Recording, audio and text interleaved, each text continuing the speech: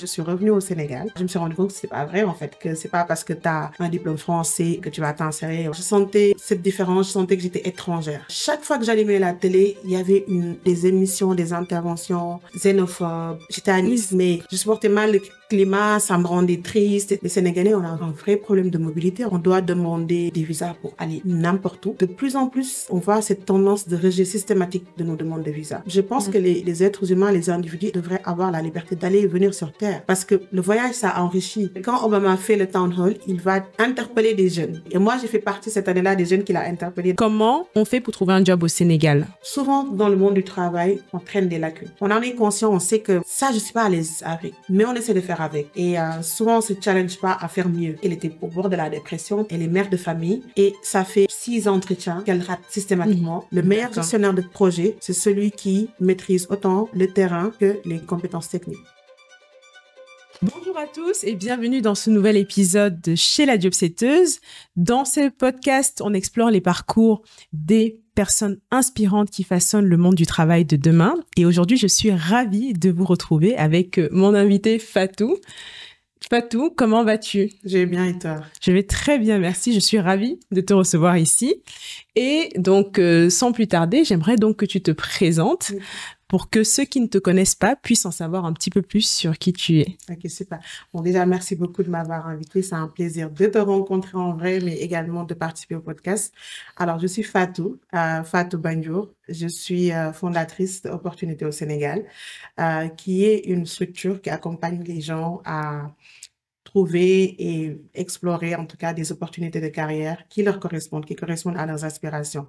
Au-delà de ça aussi, on essaie d'accompagner les gens à s'épanouir dans leur carrière de manière générale, à être plus performants, à régler certains problèmes qu'ils peuvent rencontrer dans le monde du travail, par exemple la gestion du temps, gestion de la performance, etc.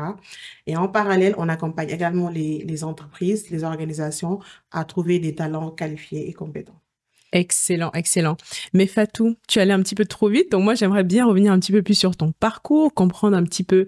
Voilà, je sais que tu es sénégalaise, nous sommes actuellement au Sénégal, mais quel a été ton parcours? Est-ce que tu as toujours vécu au Sénégal? Moi je sais, mais voilà, pour ceux qui ne savent pas, explique-nous davantage quel a été ton parcours. Oui, avec plaisir. Alors oui, effectivement, je suis sénégalaise, je suis née au Sénégal, j'ai grandi au Sénégal, j'ai fait mes études, primaire, collège, lycée au Sénégal. Et j'ai obtenu mon bac et ensuite je suis partie en France. Donc peut-être pour la petite histoire, je voulais pas partir en France. D'accord? Okay. Ouais, je voulais pas partir en France, je voulais rester ici, je voulais aller à l'université. Voilà, j'ai toujours été quelqu'un qui aime être chez elle, quoi, dans son pays avec sa famille. Mais à l'époque, il y avait ce stigma que c'était toujours mieux d'étudier en France pour garantir ses chances de succès futures. Donc, ma mère, elle tenait à que j'aille en France parce qu'on disait avant que le diplôme français, était un peu supérieur au diplôme sénégalais. Et je pense qu'il y avait aussi beaucoup de perturbations à l'époque dans le public sénégalais, des grèves et tout ça. Je me souviens que les personnes avec qui j'ai eu le bac, il y en a qui ont eu leur master 1 an après moi. Et elles n'ont jamais redoublé. C'est juste qu'il y a eu des perturbations qui faisaient que les années scolaires s'étalaient, voilà. Donc, je suis allée à contre-cœur, mais quand je suis allée, j'ai fait d'abord l'université de Nice, où j'ai fait du droit. Ensuite, j'ai fait la Sorbonne Paris 1. J'ai également fait du droit. J'ai fait là-bas un master en droit international et organisation internationale. Donc, après ça, je me suis dit, OK, je vais revenir. Je pense qu'à la base, je voulais faire un master. J'avais fait un master recherche, donc je voulais faire un doctorat. Mais à un moment donné, je le sentais plus, je voyais pas l'intérêt. Je voulais faire un doctorat parce que ça avait l'air prestigieux. Mais quand j'ai parlé à un de mes professeurs de l'université de Nice, je lui demandais un peu, voilà, qu'est-ce que je devais faire? Est-ce que je m'arrête au master? Est-ce que je fais le doctorat? Il était pas dans une dynamique de me pousser vers le doctorat. Il me disait plus, ça dépend de ce que vous voulez faire. Il m'a exposé un peu les opportunités de carrière et quel est l'intérêt vraiment de faire, de la recherche quand on fait du droit. Et j'y trouvais pas d'intérêt parce que j'avais pas vraiment envie de faire une carrière universitaire. D'accord. Donc, à un moment donné, j'ai laissé tomber cette idée et je suis revenue au Sénégal. Donc voilà, je suis revenue et justement, ce qu'on m'avait vendu bah, je me suis rendu compte que c'est pas vrai, en fait, que c'est pas parce que tu as un diplôme français ou que t'as un diplôme de la Sorbonne que tu vas t'insérer, voilà, en claquement de doigts. Donc, moi, quand je suis revenue, j'ai galéré parce que d'abord, personne autour de moi ne savait comment on trouve un emploi. Ma mère, elle était fonctionnaire, donc c'est des jobs où tu passes des concours. Ensuite, une fois que tu es inséré, c'est vraiment juste, c'est avec l'ancienneté, c'est avec les concours, etc., que tu évolues. Mon père, il était aussi, on peut dire, fonctionnaire à la base. La poste, avant, c'était public, après, c'est privé, etc. Donc, mon père aussi était un peu dans le même système, Mhm. public-privé, concours, puis insertion. Et c'était pas trop ce qui allait marcher pour moi avec le droit, tu vois. À part l'ENA, il n'y avait pas vraiment cette option d'entrer par concours dans beaucoup de choses. Il y avait beaucoup de concours disponibles, Mhm. mais à l'époque, c'était le seul qui était ouvert. D'accord. L'année où je suis rentrée, c'était le seul qui était ouvert. Donc, à un moment donné, j'ai commencé à vraiment me poser beaucoup de questions, quoi. Pourquoi je me suis jamais demandé pourquoi je suis pas revenue, mais je me suis demandé pourquoi je suis revenue, parce que ça, moi, c'était toujours clair pour moi que j'allais revenir, Mhm. mais je me suis dit, pourquoi ça marche pas pour moi? Après tout ce qu'on m'a promis, après tous les sacrifices que j'ai fait, toutes ces années à galérer en France, je pensais que voilà, c'était tout cuit. Avant d'aller plus loin, Ouais. j'aimerais juste t'interrompre pour comprendre pourquoi, au final, tu fais pas le choix de travailler d'abord en France et tu rentres directement. Peut-être que tu ne trouvais pas de travail parce que tu n'étais pas assez qualifié, dans le sens où si tu n'avais pas travaillé en France, peut-être que tu n'avais pas quelque chose à valoriser. Quelle est ta perception de cela avec du recul? Alors, déjà, première chose, c'est que c'était inimaginable pour moi de rester en France Ok, après mes études, dans le sens où c'est un pays où je m'épanouissais pas. ok. D'accord, qui était trop différent de ce qui vibrait en moi. Je me sentais pas bienvenue de manière générale depuis le début. J'ai jamais été agressée par personne, mais c'était un climat assez général où, voilà, je sentais cette différence, je sentais que j'étais étrangère. D'accord? Ça, c'était pas facile. Je me souviens les dernières années que j'ai passées en France, chaque fois que j'allumais la télé, il y avait tout le temps des émissions, des interventions xénophobes. On parlait tout le temps du voile, on parlait tout le temps des musulmans, on parlait tout le temps des étrangers, des immigrés, etc. Et je trouvais ça étouffant. Je trouvais qu'il y avait trop ce climat de rejet de l'autre et de haine. C'était pas facile.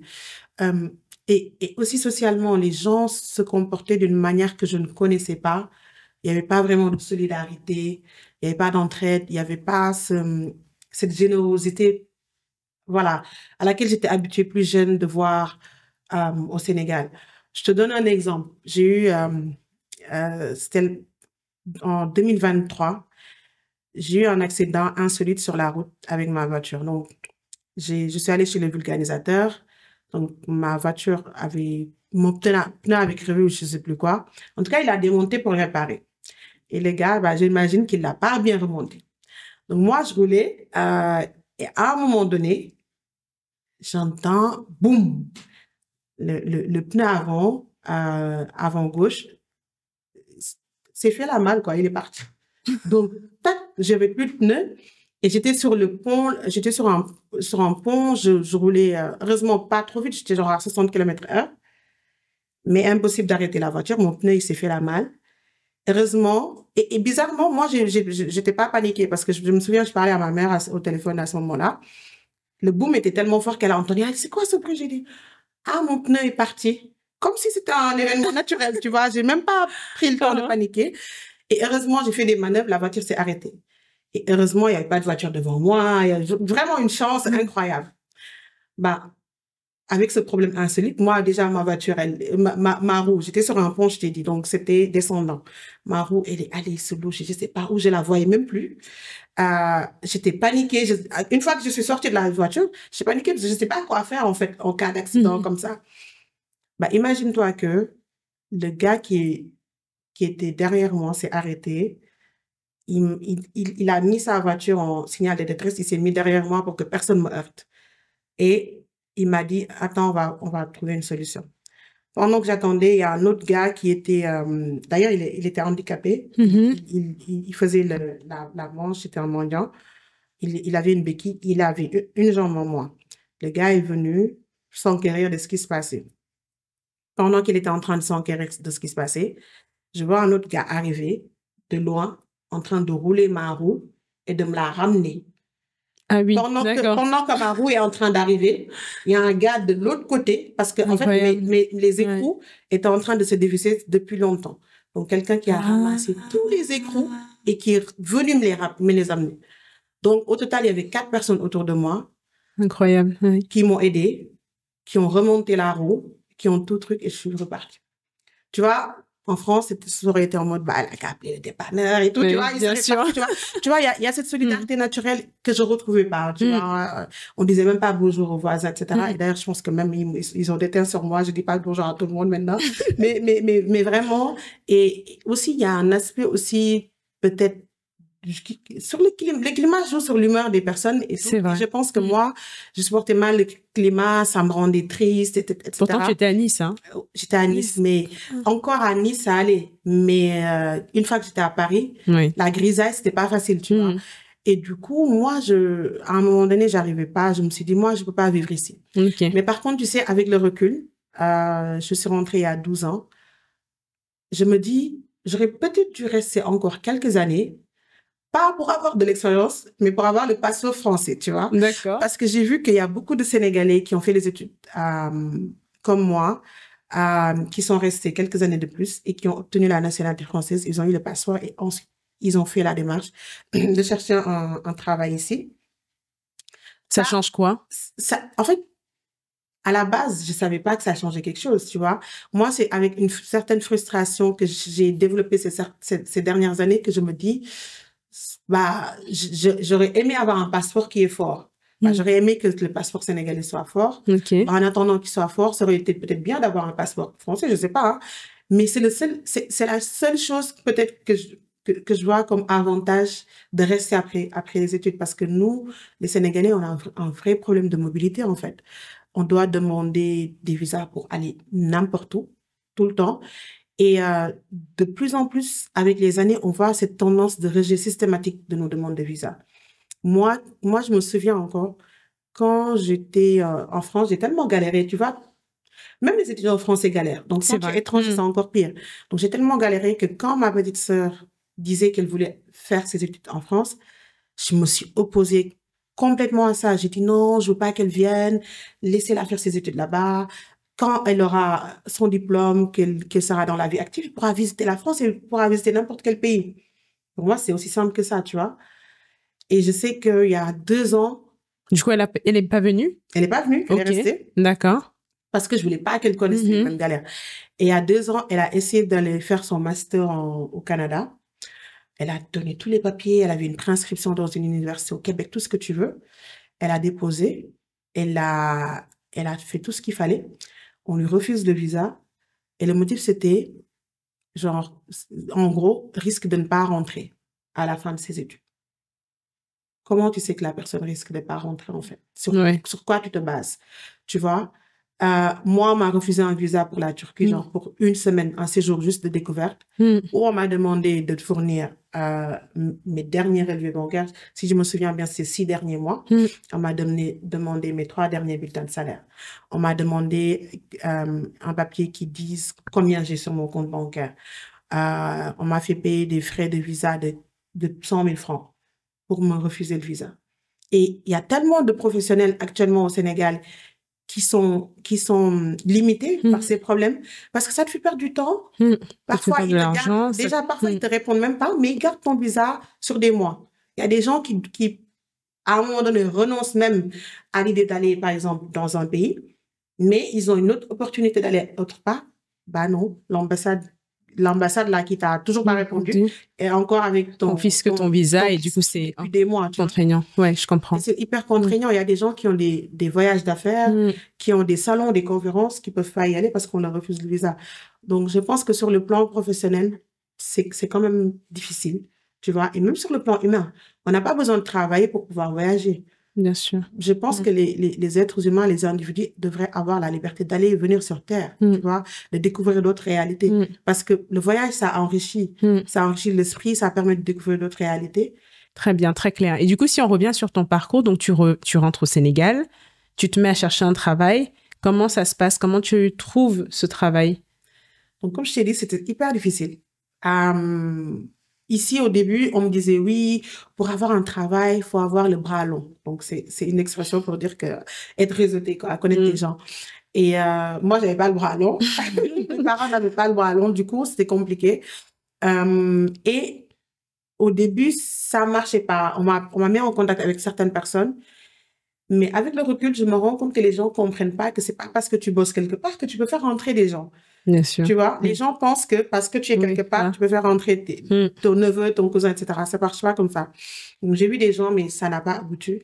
À un moment donné, je faisais rien et ma sœur, elle m'a dit, pourquoi tu n'irais pas dans des associations, voilà, pour passer le temps, etc.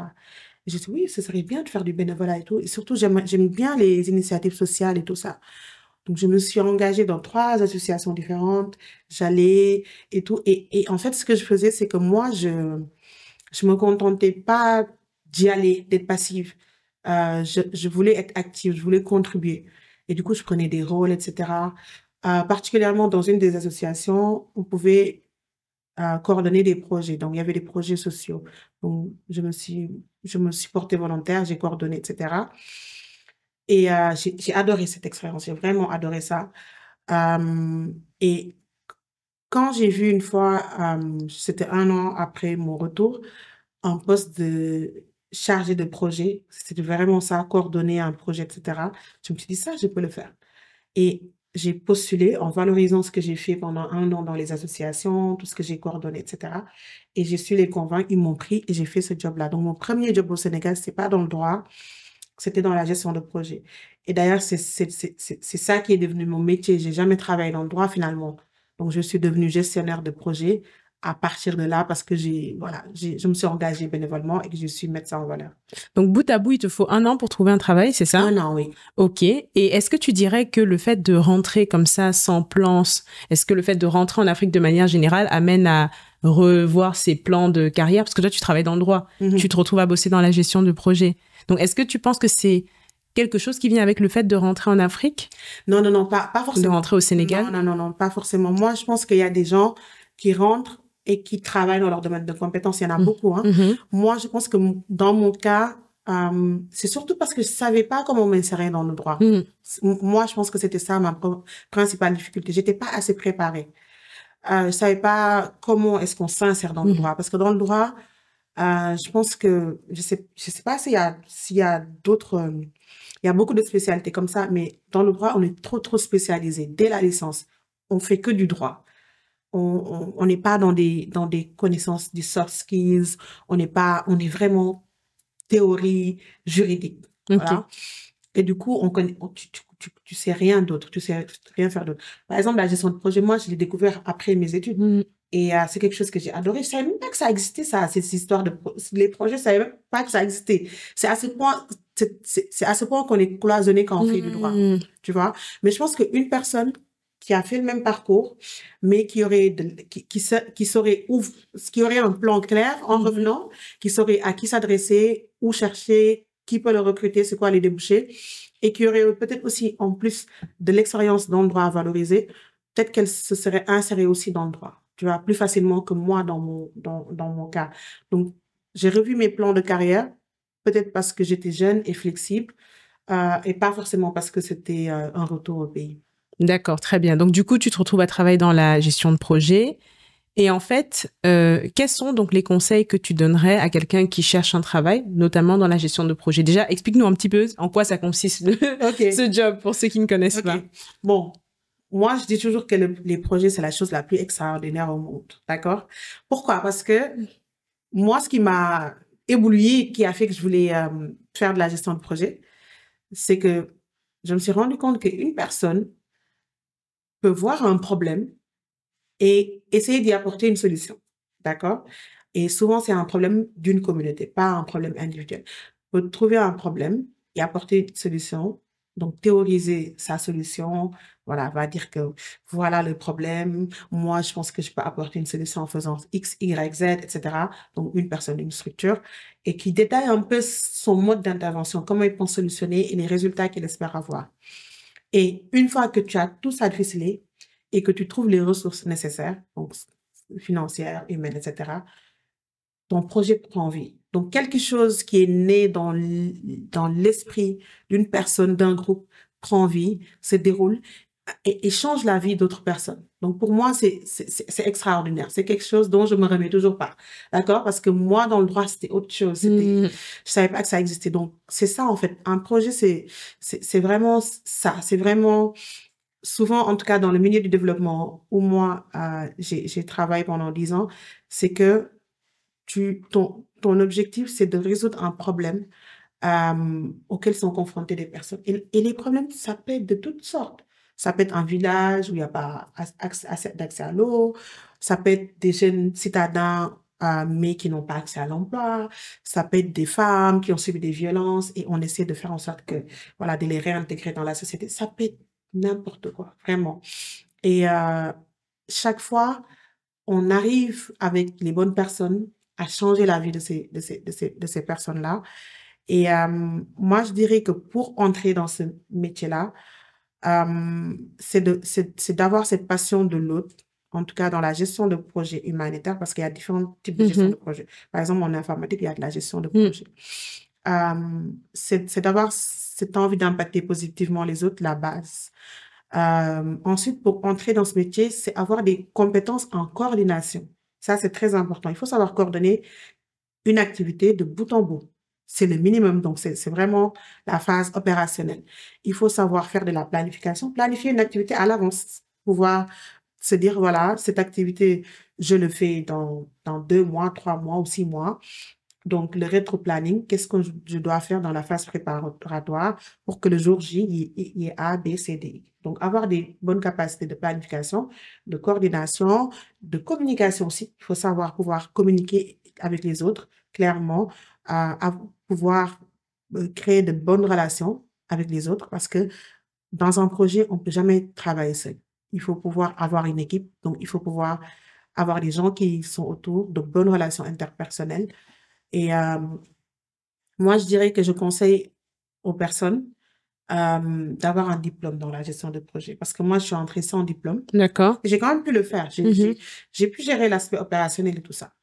Mais à un moment donné, je me rendais compte qu'il y a des choses quand même qui m'échappaient, tu vois. C'est-à-dire que j'arrivais à faire les choses, j'arrivais à faire ce qui était prévu, à délivrer. Mais je sentais qu'il y a des technicités que je maîtrisais pas. Par exemple, quand on me présentait certains outils techniques de gestion de projet, comme le CAD, Logic et tout ça, je maîtrisais pas. Donc, je me suis dit à un moment donné, il faut quand même que je maîtrise de bout en bout cela. Et je suis partie faire un master. Je pense que j'ai fait le master 3 à 4 ans après avoir intégré le domaine. Et je pense que ce master, il a vraiment changé ma vie, quoi, parce que ça m'a permis de comprendre de manière très technique tous les aspects de la gestion de projet. Et surtout, c'est un master qui m'a permis aussi de quitter les postes opérationnels, de coordination, etc., pour aller vers les postes un peu plus de direction, tu vois, d'abord chef de projet et ensuite directrice de programme. Moi, je sais que c'est grâce à ce master parce que c'est bien d'apprendre sur le tas, mais c'est toujours bien de se former techniquement. Parce que moi, même dans les recrutements que j'ai fait dans mon domaine, gestion de projet, je vois la différence entre les gestionnaires de projet qui se sont formés sur le tas et ceux qui maîtrisent, en plus de cela, la connaissance technique. Le meilleur gestionnaire de projet, c'est celui qui maîtrise autant le terrain que les compétences techniques. Est-ce que ça a un impact aussi sur le salaire, forcément, puisque il y a de l'évolution qui vient avec, d'avoir justement d'opter pour un master qui vient compléter donc justement son premier niveau de compétence? Oui, de manière générale sur tous les types de profils, souvent aller chercher un master, ça va être tout bénef. Niveau salaire, niveau employabilité surtout, c'est parce que ça te donne plus d'options de travail dans certaines organisations, ça te donne plus de poids, voilà, en tant que candidat sur le marché de l'emploi. Donc oui, forcément, je pense qu'on peut être beaucoup plus limité avec une licence qu'avec un master. Mais après, encore une fois, ça va dépendre des structures. Il y a des structures qui se formalisent pas sur le niveau de diplôme. Eux, c'est les compétences qui les intéressent, la capacité des personnes à délivrer. Donc, une personne avec une licence et une autre avec le master dans la même structure pourraient gagner la même chose. D'accord. Ou peut-être il se pourrait que la personne avec la licence gagne plus. Ça dépend du mindset qu'il y a au niveau de l'organisation. Donc, c'est pas figé. Mais moi, je recommande toujours d'avoir un master parce que techniquement, tu es plus bon. Tu es meilleur. Et je pense que souvent, dans le monde du travail, on travaille, mais on a des lacunes. On traîne des lacunes. On en est conscient, on sait que, voilà, ça, je suis pas à l'aise avec. Ça va pas et tout ça. Mais on essaie de faire avec. Et souvent, on se challenge pas à faire mieux. Alors que quand tu es conscient de tes lacunes et que tu essaies de les combler, tu es plus à l'aise dans ton travail, tu donnes de meilleurs résultats et toi-même, tu es plus épanoui, plus en confiance. C'est pas la même chose. Moi, je sais que j'ai gagné en confiance quand j'ai fait mon master par rapport à avant où j'avais des limites, où il y avait des choses que je maîtrisais vraiment pas, je voulais pas m'aventurer sur ces terrains-là. Donc, moi, de manière générale, c'est quelque chose que je recommande. Parfois, c'est pas un master, parfois, c'est un certificat, etc. Mais comprenez quelles sont vos lacunes, trouvez les clés pour les combler et voilà, ça va vous donner des opportunités d'évolution, mais ça va vous permettre de manière générale, et je pense que ça, c'est plus important que l'argent ou les titres de poste, ça va vous permettre d'être plus épanoui dans votre quotidien au travail. Excellent. C'est c'est un très bon point ce que tu viens de relever. Et donc, moi, j'aimerais savoir, tu t'es présentée comme étant la fondatrice d'Opportunités au Sénégal. À quel moment Opportunités au Sénégal intervient? Alors, Opportunité au Sénégal, il est intervenu en 2017. OK. Parce que moi, à la base, donc comme je t'ai dit, j'ai commencé avec la gestion de projet, c'était en 2014. Et un an plus tard, j'ai fait un programme qui s'appelle Mandela Washington Fellowship. D'accord. Donc, c'est un programme que le président Obama avait impulsé pour les jeunes leaders africains. Donc, l'idée, c'était de prendre chaque année 500 jeunes leaders africains.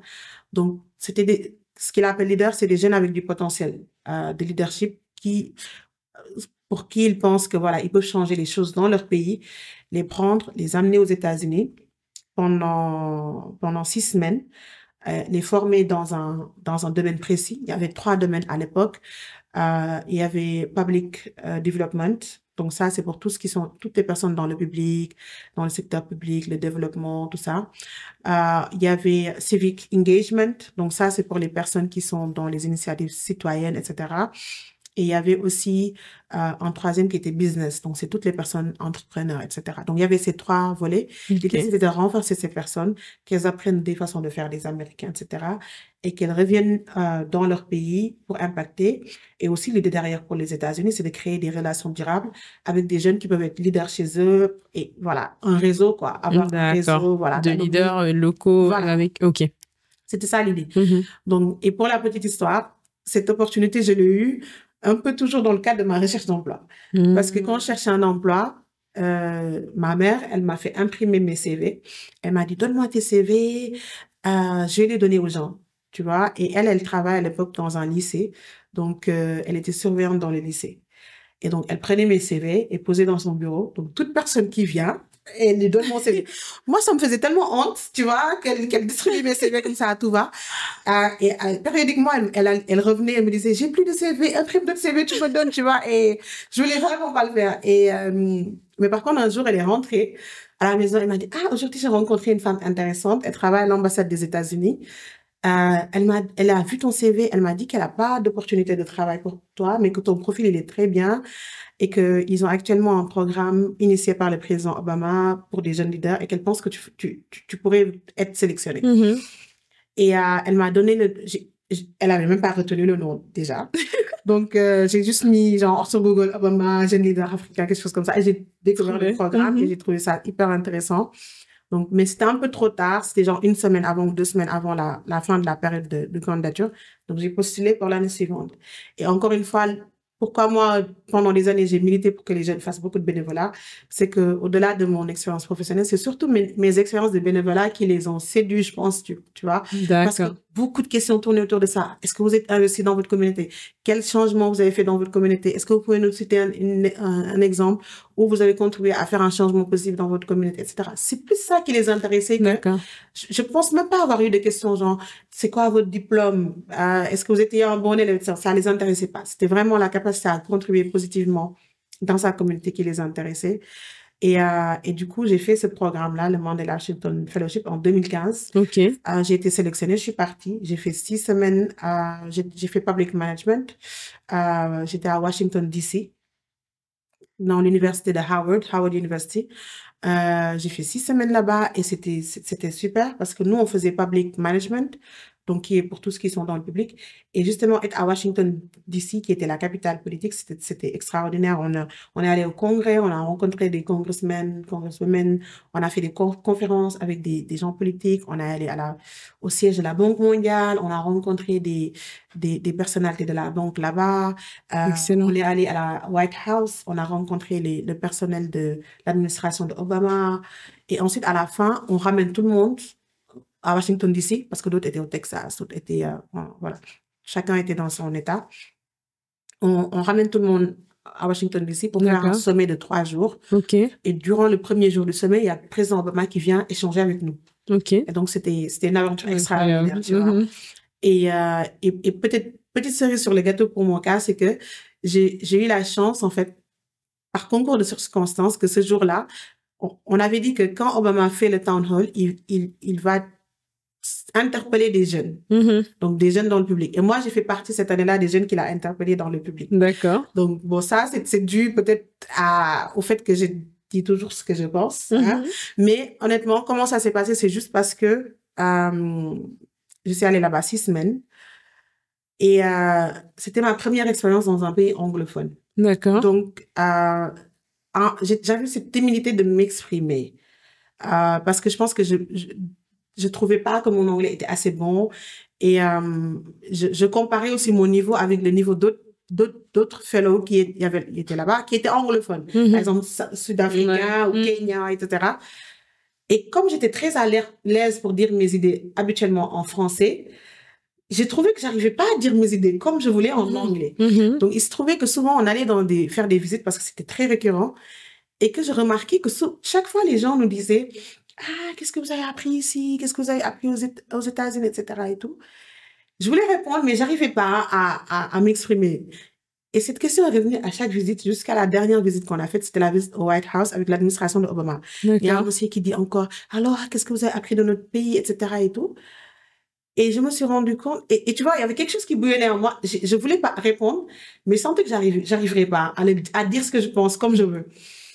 Alors qu'en anglais, quand j'écris, j'écris comme je parle français. Okay. Mais c'était vraiment le fait de parler qui me bloquait. Je suis rentrée, j'ai rien dit. On a fini le meeting, on est parti. Et j'ai gardé une sorte de frustration en moi. C'était le dernier meeting, c'était la dernière fois que tu voulais dire ce que tu pensais et t'as pas pu le faire. Et ça m'a tellement trotté dans la tête que quand je me suis endormie, c'est comme si j'ai rêvé de ça. C'est comme si on m'a réveillée à 5 heures du matin.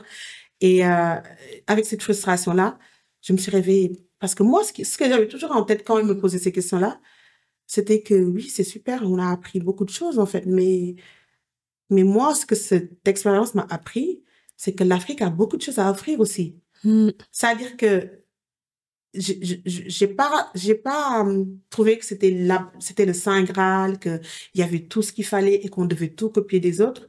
Quand je suis arrivée là-bas, avec la diversité des profils qu'il y avait des jeunes de 25 autres jeunes avec moi, avec une dizaine de pays ou quinzaine de pays représentés.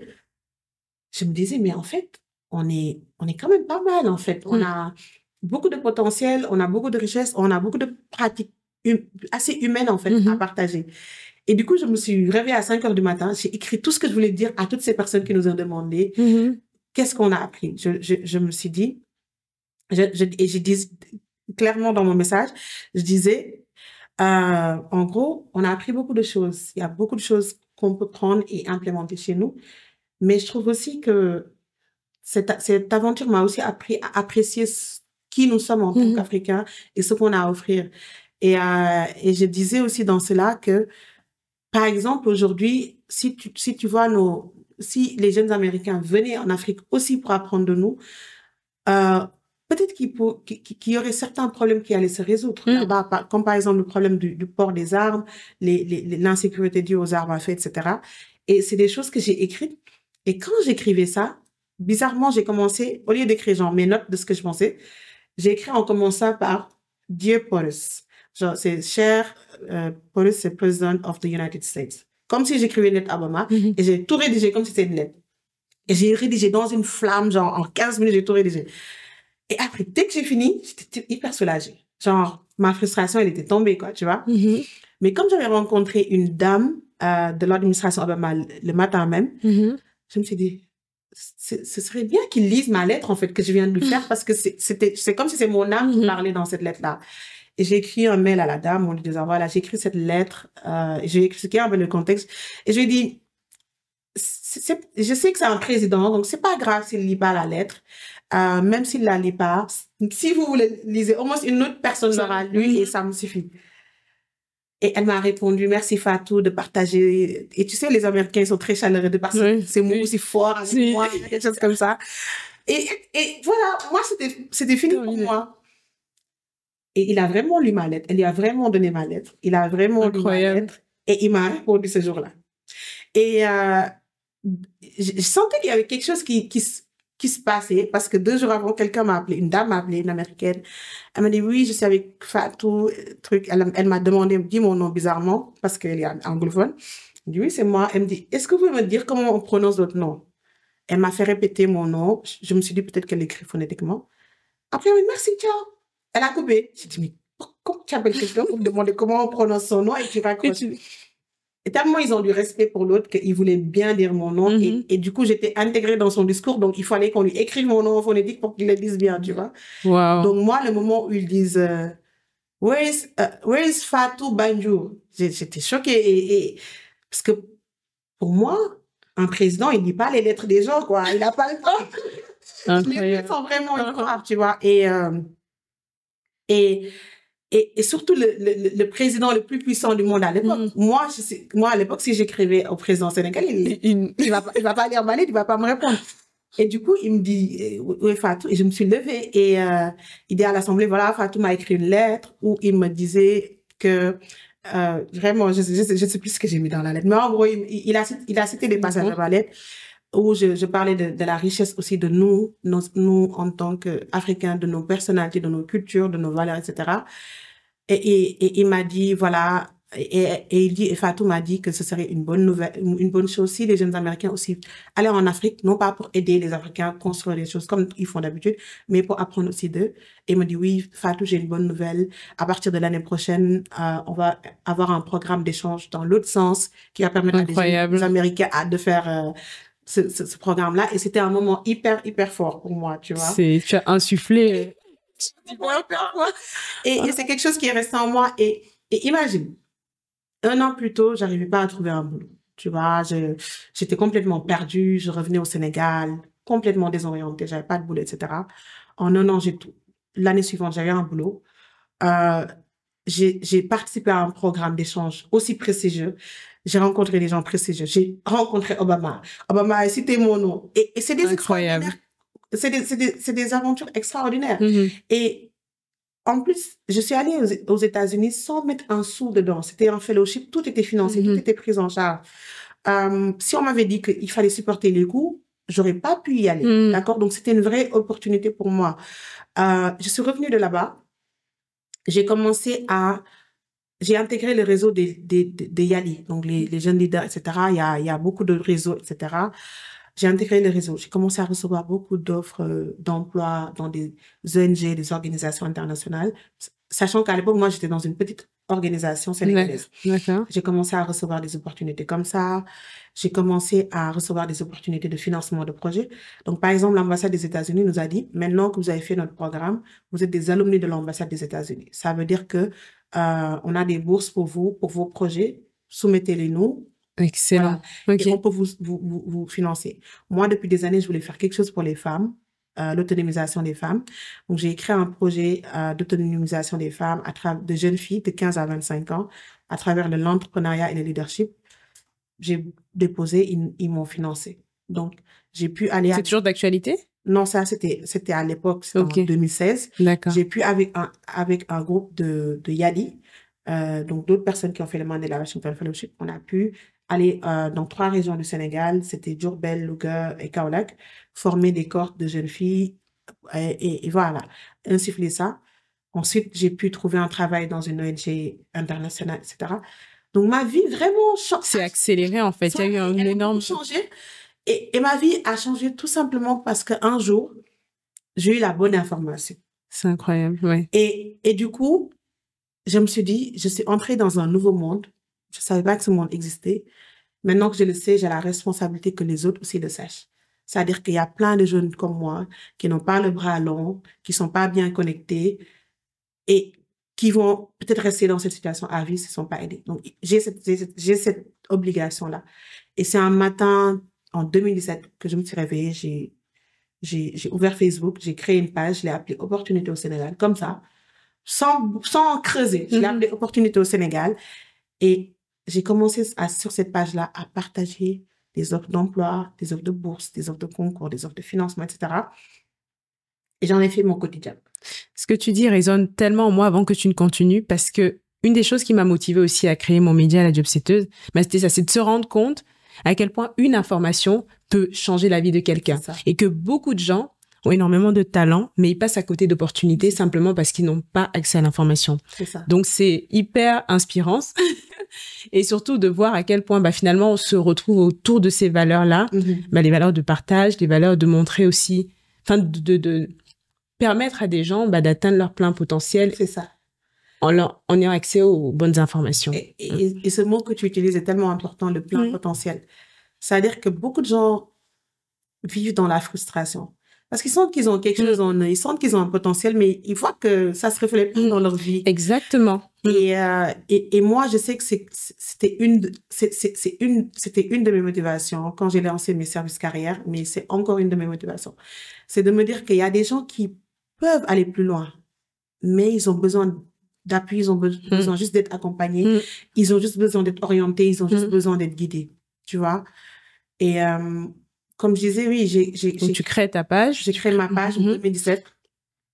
À un moment donné, fin 2018, début 2019, je vois qu'il y a des limites quand même à une page Facebook, notamment dans l'ordonnancement des opportunités qui disparaissent au fil. Tu vois, plus tu en mets, plus les anciennes sont difficiles à trouver, etc. C'est pas évident. J'ai créé un site WordPress, voilà, pour mieux organiser les choses, faire les choses. Ouais, je crois que je l'ai fait j'ai eu le site pendant 2 ans.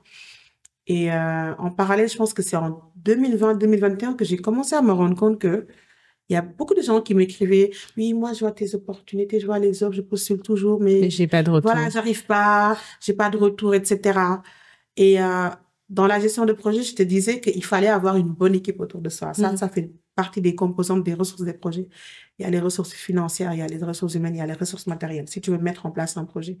Et du coup, quand tu es chef de projet, ton rôle, c'est de gérer une équipe. Et moi, dans mon travail, depuis ma première expérience, ça allait plus loin que ça. C'est que moi, j'avais aussi en charge de recruter les équipes qui travaillent dans les projets, dès le début de ma carrière. D'accord. Et du coup, c'est quelque chose que j'ai toujours fait dans mon job, le recrutement. Et au-delà de ça, moi, je sais que j'ai toujours été curieuse du recrutement, du monde du recrutement, du monde carrière, recrutement, surtout recrutement. Je me souviens, quand j'étais étudiante en France, j'ai cherché un petit job pour allier aux études et j'étais jamais prise. J'étais jamais choisie, j'étais posée au McDo, Quick, partout. J'étais jamais prise. À un moment donné, je me suis dit, qu'est-ce qui fait que quelqu'un est pris et pas un autre? Tu vois, j'ai commencé à être curieuse de c'est quoi les facteurs de succès ou d'échec, etc. Et très, très, très jeune, j'ai commencé à travailler, à comprendre cela. D'accord? Et je pense que c'est ça qui m'a aidée d'ailleurs à pouvoir trouver mon premier emploi. Parce que pour la plupart des gens, c'est impossible pour eux de valoriser des expériences de bénévolat. Ils sauront jamais comment valoriser. C'est un vrai sujet, ça. Ils sauront jamais comment valoriser des expériences qui sont pas des expériences professionnelles formelles. Ou ils sauront jamais valoriser quelque chose qui n'est pas clairement certifié. Lien avec le domaine, avec le job avec auquel ils postulent. Donc, ces questionnements-là m'ont amené à creuser, à comprendre, et ça m'a aidé aussi à l'exploiter, moi, dans ma carrière professionnelle. Parce que j'ai beaucoup changé d'emploi, j'ai beaucoup changé pour évoluer, etc. Et c'est cette connaissance que j'ai aussi beaucoup aidé les gens dans l'entourage des proches à refaire le CV, à leur refaire le CV, à les préparer en entretien. Par exemple, une personne que je connaissais même pas. Une fois, j'étais dans un groupe Facebook, donc oui, un groupe de femmes. Et il y a une dame qui a écrit un message anonymement et qui disait qu'elle était au bord de la dépression parce que en fait, elle est mère de famille, elle travaille pas depuis très longtemps, elle essaie de trouver un emploi et ça fait 6 entretiens qu'elle rate systématiquement et qu'elle est sur le point d'abandonner, etc. Je lui ai fait son message était tellement poignant, ça m'a tellement touchée. Je lui ai écrit un message et je lui ai dit, écris-moi en DM, je vais t'aider. Elle m'écrit et je lui dis, ne t'en fais pas, c'est juste un problème de préparation, etc. Tu peux venir me voir, je vais te préparer, il n'y a pas de souci, etc. Donc, elle est venue dans mon bureau. C'était même pas un service que je faisais, je voulais vraiment juste l'aider. Elle est venue à un bureau une après-midi. On a travaillé, elle a fait une simulation, j'ai corrigé tout ce qui n'allait pas, je lui ai suggéré, etc. Et elle avait l'entretien le lendemain. Elle a fait et elle a réussi, tu vois. Et ça m'a mis tellement de baume au cœur. Et c'était des situations que j'ai vécues souvent avec des gens proches, où je les ai aidés et tout. Et ça a marché. Que à un moment donné, à force d'entendre les gens me dire, j'arrive pas, malgré les offres, je suis là, j'arrive pas. Je me suis dit peut-être que donner l'information ne suffit pas. Parce qu'il y a des gens qui sont compétents, qui ont du potentiel, mais qui savent pas se vendre, en fait. C'est ça. C'est le vrai blocage. Et je me suis dit, comme je sais vendre les gens, comme c'est un talent que j'ai, au-delà de la connaissance, c'est aussi une sensibilité, un talent. Pourquoi ne pas mettre ça aussi à profit des gens pour les accompagner plus loin? Moi, je suis contente quand une personne trouve du travail par elle-même, juste en ayant vu l'opportunité sur mon site. Si ça ne tenait qu'à moi, ce serait tout le monde, tu vois, qui serait capable de faire ça. Mais je me suis dit, il y a aussi cette réalité qu'il y a des gens qui ont besoin d'aller plus loin. Et c'est comme ça qu'en 2020, 2021, j'ai lancé les services carrières où j'ai commencé vraiment à aller plus loin, aider les gens à refaire le CV, à se vendre sur LinkedIn, mettre en place des stratégies de recherche d'emploi, faire le projet professionnel, parce que ça aussi, c'est un problème de beaucoup de personnes. Ils n'ont pas de projet professionnel clair, préparation, l'entretien, tout ce qui est vraiment service carrière pour se vendre. C'est comme ça que ça a commencé. Donc, aujourd'hui, Opportunité au Sénégal, c'est ces 2 volets-là. Il y a toujours ce volet partage de l'information. On a une plateforme dédiée, www.opportunitéausénégal.sn, où on fait toujours ce qu'on faisait avant. On met des offres d'emploi. On est à 20 offres d'emploi par jour. C'est énorme. Et vous êtes rémunéré? Non. Alors, vous n'êtes pas rémunéré? On gagne rien sur le site. On gagne rien sur le site. Les entreprises aujourd'hui ne valorisent pas le fait que vous soyez une plateforme avec X nombre de visiteurs et sont prêts éventuellement à vous être peut-être plus mis en avant, des choses comme ça. Non. Pour le moment, on est beaucoup resté sur le schéma de base, l'objectif de base qui était d'aider à partager l'information. Et on se rend compte que le temps d'avoir les entreprises qui viennent par elles-mêmes payer, etc., bah, tu passes à côté de beaucoup d'informations qui vont être utiles à notre communauté. Tu vois?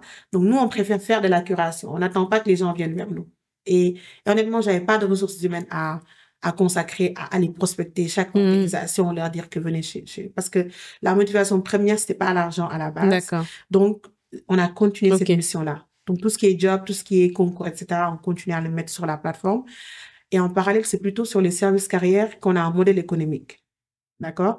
Donc, les services carrières, c'est des services qui sont payants et qui permettent aussi de supporter les personnes qui travaillent sur le site. Bien sûr. Donc, le site, il paie pas les gens qui travaillent sur le site. C'est les services carrières qui travaillent, les personnes qui travaillent sur le site. Ok, très clair. Et du coup, la question que je me pose, c'est comment vous faites pour sourcer ces offres, du coup? Parce que si les entreprises ne viennent pas à vous pour vous dire « Ah, salut, on recrute, on a besoin de le partager sur votre site », comment vous trouvez les offres?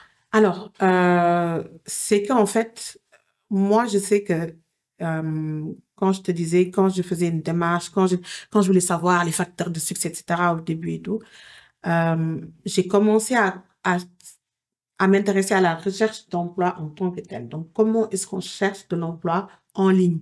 Comment est-ce qu'on cherche les offres? Comment est-ce qu'on les trouve, etc. Et du coup, c'est tout simplement ça qu'on exploite. C'est-à-dire que on a trouvé de bonnes niches d'accord. qui sont déjà connues, qui font payer pour la publication et tout ce que tu veux. D'autres niches qui sont plus réseaux sociaux, des entreprises, etc. Donc, on a une base de données de sites, de réseaux sociaux, de pages, etc., où on fait de la curation de contenu. Ok, On prend très les clair. meilleures offres, les offres les plus, voilà. Et on les met au niveau de la plateforme. J'ai déjà dit ce que je recherche dans la fiche de poste. C'est comme si je te donnais mes cartes, en fait. Ce que je conseille aux candidats, c'est de pouvoir montrer pour chaque compétence à quel point elles sont qualifiées. Alors, comment on fait pour trouver un travail au Sénégal? Pour moi, c'est les principales sources pour trouver un emploi quand on est sur place. Ça peut marcher en France et c'est très bien. Mais se dire ça pour le Sénégal, ça peut ne pas marcher. Le marché offre pas forcément ce type de rémunération pour ce type de poste. Parce que tout simplement, c'est comme ça que ça marche.